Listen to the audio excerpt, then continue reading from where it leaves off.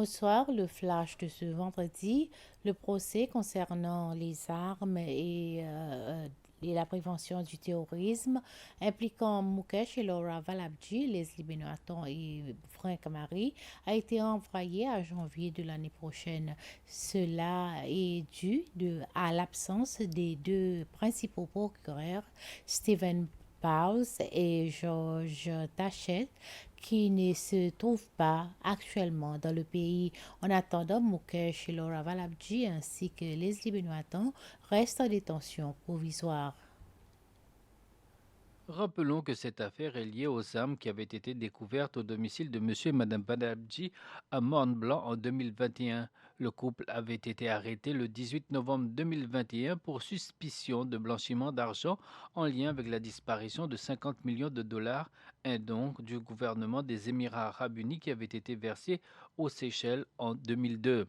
Lors d'une perquisition menée le 18 novembre 2021 à leur résidence de Mont-Blanc, la police affirme avoir découvert une grande quantité d'armes et de munitions.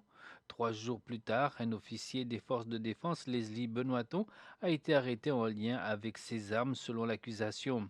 Deux anciens officiers à la retraite des forces de défense avaient également été arrêtés dans le cadre de cette affaire.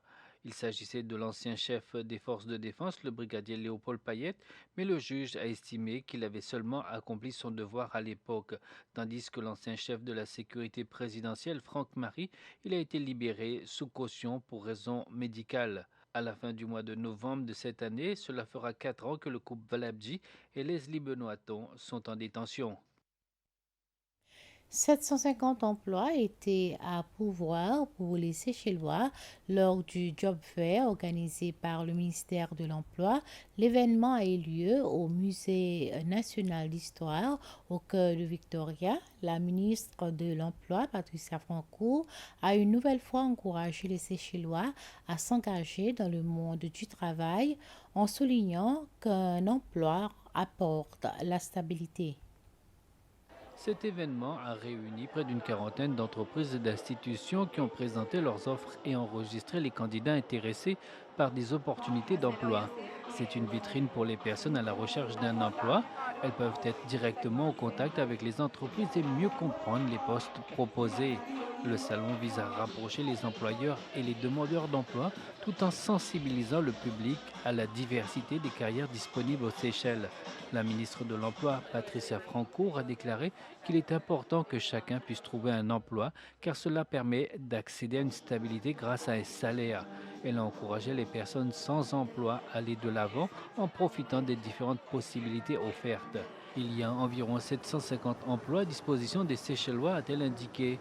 Au ministère de l'Emploi, on recense environ 700 demandes de travail alors qu'il existe plus de 750 offres d'emploi.